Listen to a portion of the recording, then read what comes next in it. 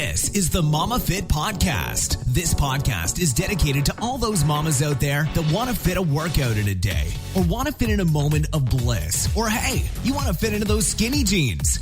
Dana Dieters is the host of Momma Fit Podcast. She's a mother of two beautiful girls, a wife, and entrepreneur. Her passion became her profession when she had a wake-up call about 15 years ago. With the support of others and a positive attitude, she was able to overcome the hurdles in her life. This mama strives to wake up and conquer each day to make it better than the day before. Her passion for business and education to others is what drives this mama to be the best version of Momma Fit. With Dana's background, she hopes to help you with your business, health and fitness needs, family time in the kitchen, and give you motivation and inspiration to tackle your day. And most importantly, to help you fit in your Momma Fit time.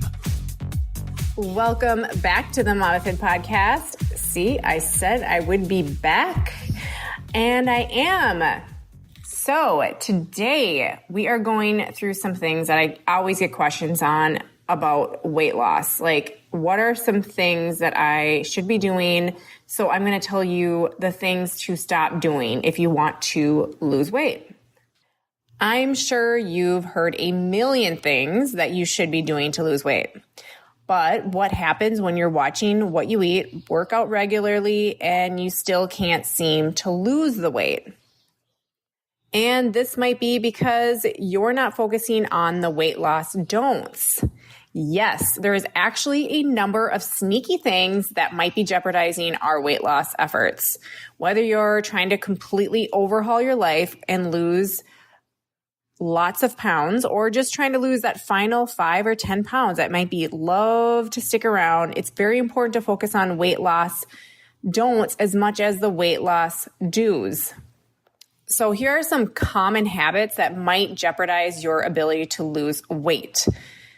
Not having a big enough why.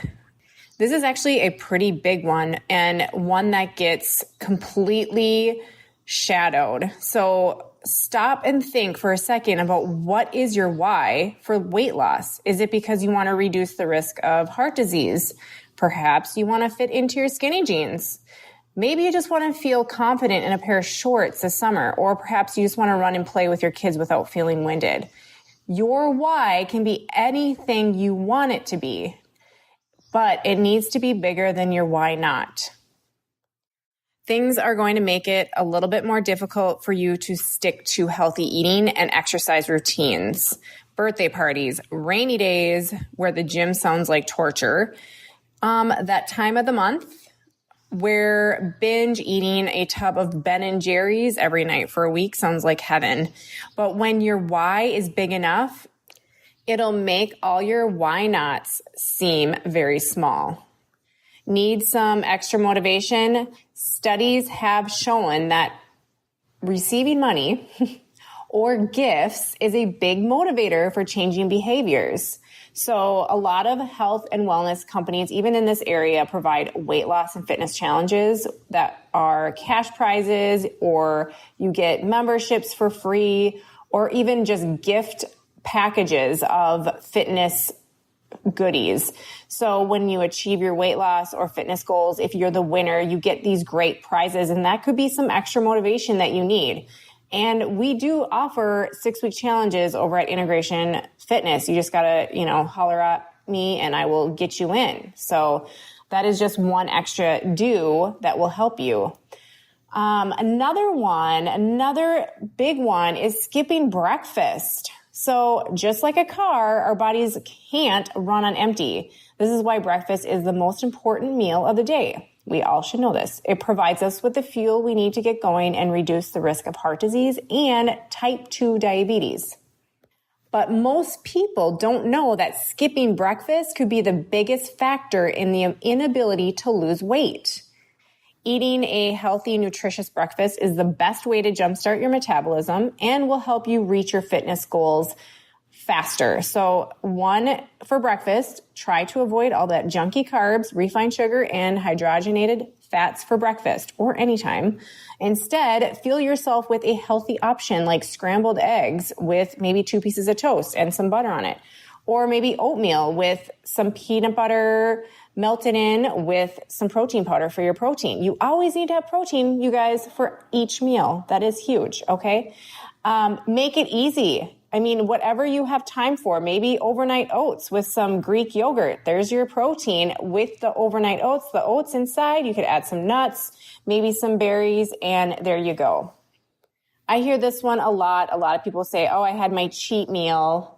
How many cheat meals are you actually having? That's my biggest question. And we shouldn't have cheat meals, you guys. Meals should be something that we don't have as good or bad food, okay? We all need to have what we want in moderation and have that occasional meal that you like once in a while. But if you have that occasional meal more than once a week, then maybe we need to adjust your plan. If you go out to eat, we have to consider that the average meal from going out to eat is about closer to 1,000 to 1,400 calories. So you can see how easy it is to throw all of our weekday progress out the window when you go out to eat and have a meal at a restaurant. Always cut that meal in thirds, okay, guys? If it's a big, chunky meal. I usually like going for the salads and chicken or salmon on my salad, and I keep that salad dressing off. That is my thing. I love it. I love my meals. I probably have liked them because I keep eating them. I have acquired the taste of salads, and I enjoy them. It's not something I go to a restaurant and need a steak, baked potato, which is still okay in portion sizes, you guys. We need to make sure our portion sizes reach our goals as well. Talking about going out to eat, calories from our drinks also need to be added into our nutrition. We might not even know how much calories that you're consuming with the liquids because it doesn't fill us up as much. So when we're thinking about losing weight, we need to be cautious of what we're putting in our mouth at all times, including the drinks. Even like these really great kombucha drinks for our gut health, some of them have a lot of sugar in them. There are some really good ones that I also enjoy that have a little less sugar. I do think it's good for our gut health, but we also have to be aware of what we're putting in our mouth. There's lots of smoothie drinks with yogurt that has 30 grams of sugar in one serving, and there's 2 servings in one container. Be cautious. Be a label detective when you are drinking your calories. And again, this can be at a restaurant, this could be in your car, and this could be at home. And best of all, just drink water. If you really don't like water because it's boring, then try adding flavor to your water with lemons, fresh berries, cucumbers, that kind of thing. The next tip is what I have for parents. Most of us are parents that are on this podcast because it's called Momma Fit. If you're not a parent, you can still listen because you could have this issue as well. Lack of sleep. So we should be, as adults, getting 7 to 9 hours of sleep on average every night.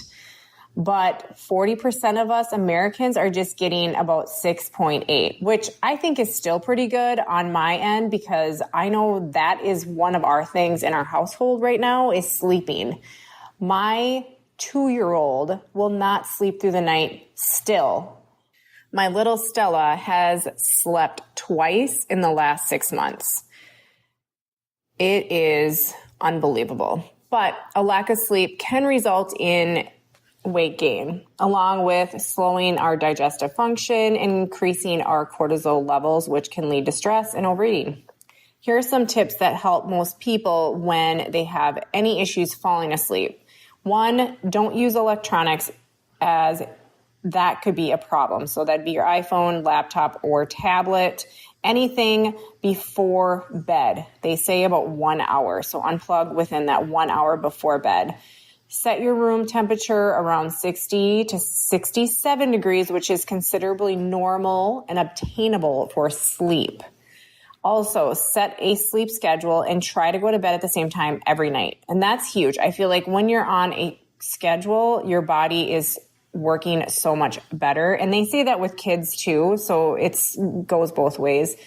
Another one, try taking valerian root, which is a really good one for sleeping, getting you to sleep and kind of relax. I actually take like a bedtime spray that has melatonin, valerian root, and some other good stuff in there. I don't have the bottle in front of me, but I use that. It's isogenics. All right, next tip would be the whole nonsense about avoiding fat. So if you're still buying into that fat is the devil, I'm going to tell you that fat is not the devil. Hydrogenated fats are the devil.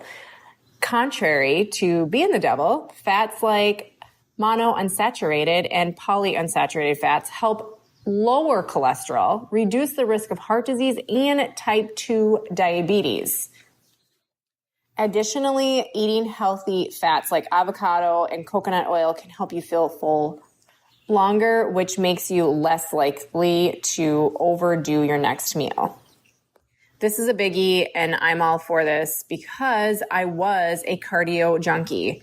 All cardio, but no weights. Let's really switch that around. So regular cardio is good. It's very important for weight loss and essential for building healthy heart, lungs, and cardiovascular system, but it doesn't do all. Cardio can help boost metabolism, which will aid with our weight loss, but like most things in life, you can't have too much of a good thing when it comes to cardio. Too much cardio can cause your body to start using your lean body mass as a source of fuel. And I will somehow find a picture of me when I did so much cardio and no weights, and you'll see a big difference. It's not good. Lean body mass equals more power to that metabolism. So the less lean body mass you have, the lower your metabolism is and less fat burning your body is. So incorporating regular weight training into your exercise routine will help you build that lean body mass, which means your calorie burning will increase even when you're at a resting state. If you don't know what you're doing with weight training or anything like that, there's so many options that are affordable that you can do on your own or with a group training platform. So if you cannot go to a gym because it's too expensive, if you can't hire a trainer because it's too expensive, there are other options. You just got to be creative. One, I have an online program that's very cheap and I have $10 off right now. So it's $44.95 for about 20 workouts a month, you guys. 20. That's a lot. And you get full access to me, which is a lot too, because I'm a pretty good trainer. I'm not going to lie. I really do well with getting back to people. So keep that in mind. Otherwise, I also have a group training platform that I can offer you for $79 a month for all my classes monthly. And that's in person group training. That means you have the accountability with all your friends. Lots of options, you guys. Okay. Just keep that in mind. Next tip is avoiding all carbs. This is like the whole face plant to me when all these new diets come out and you're like, no one eats carbs because it's bad for you. You should definitely be avoiding the non-nutritious carbohydrates, which would be our simple carbs.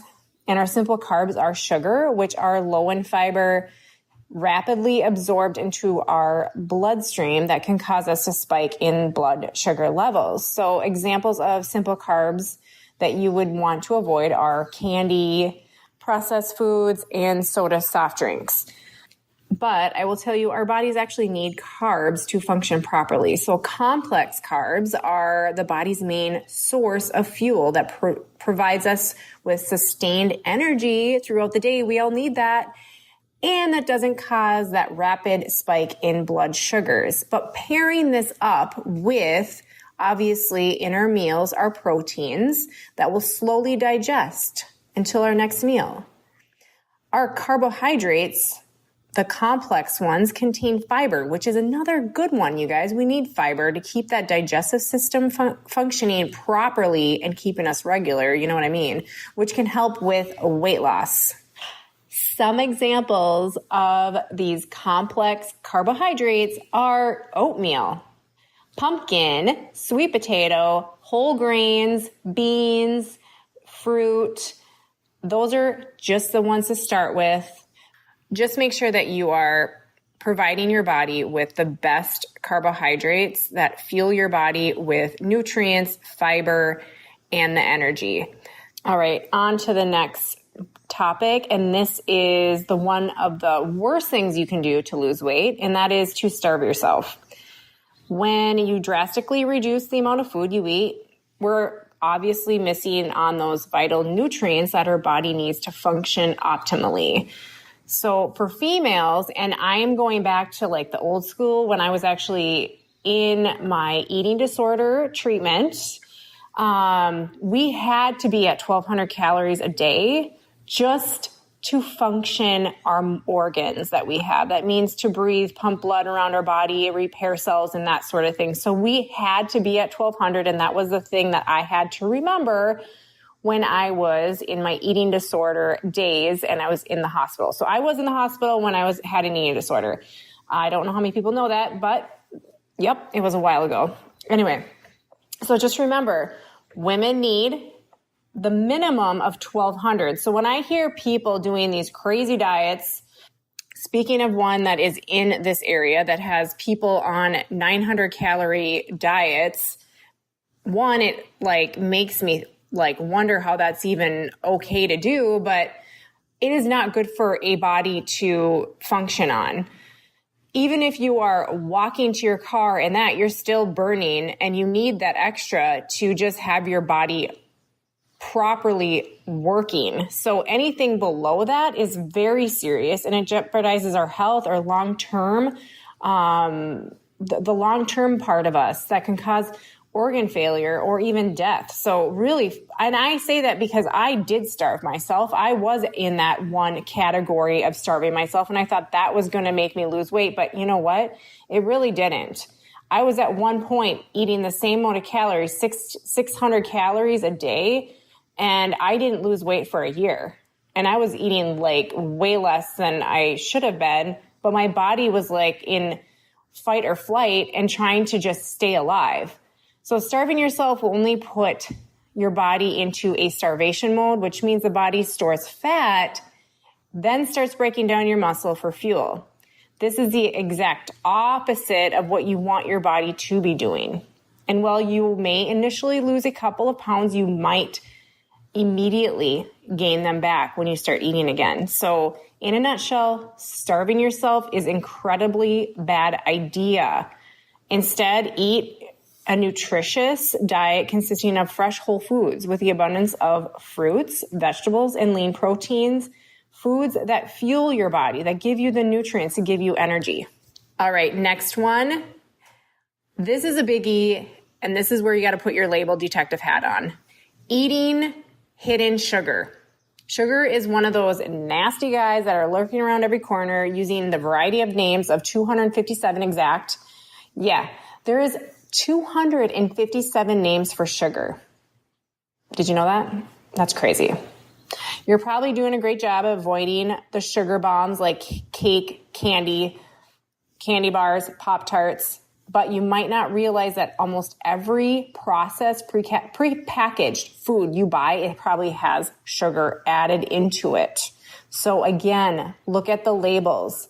Some common foods that contain high levels of hidden sugar are obvious soda, the non-fat Greek yogurt, condiments like barbecue sauce and ketchup, salad dressing, granola bars, bread, pasta sauce, fruit juice, flavored coffee drinks, the ones that you would buy at like Starbucks.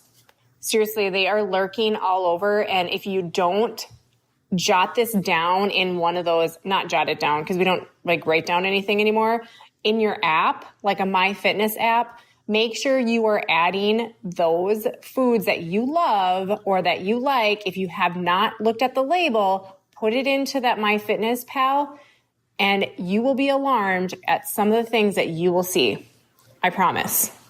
And it might be one simple switch to make your goals come a lot faster. Another one, and this is the last one, and this is a biggie too, not drinking enough water. Our bodies are composed of 60% water. Almost every single cell in our body requires water to function. Water contains exactly no calories, so this is good. It's a winner. By replacing one Starbucks Frappuccino with a bottled water, you just saved yourself 480 calories and avoided 70 grams of sugar, which almost is 3 days worth of the recommended daily sugar intake for a female. And it will give you just the amount of energy you need if you're drinking water, I promise. Plus, on top of that, drinking water flushes out our toxins from our body, can help boost our metabolism, increase our energy, like I said, and also transport nutrients around our body. And you know what else? Last thing, helps our digestive system. It gets things rolling. All right, guys, this is it for today. And I hope you learned some stuff because I want you to be successful. That's why you're here, and that's why I do this. So enjoy your next week. Come back next week because I will have this done. This is my goal, is to get 50, to be at 50, you guys, by the end of the summer. 50 episodes of Momma Fit. I'm putting it out there because that's what's going to be happening. I agreed to it, and I'm telling you, and I'm going to have it done. So if you have any awesome ideas for me, I would love to know what you want to learn that I can tell you. Bye for now. Thanks so much for spending your time with the Momma Fit podcast. Dana is so happy to share her tips and tricks with you. If you loved this podcast, we'd be so happy if you could share this episode with your friends and family. Also, if you have time, please leave us a review of your honest thoughts and reflections of the podcast on iTunes or our app. We'd be so grateful. If you have any topic or suggestion that you want answered, leave those in the comments below and make sure that you fit in your Momma Fit time.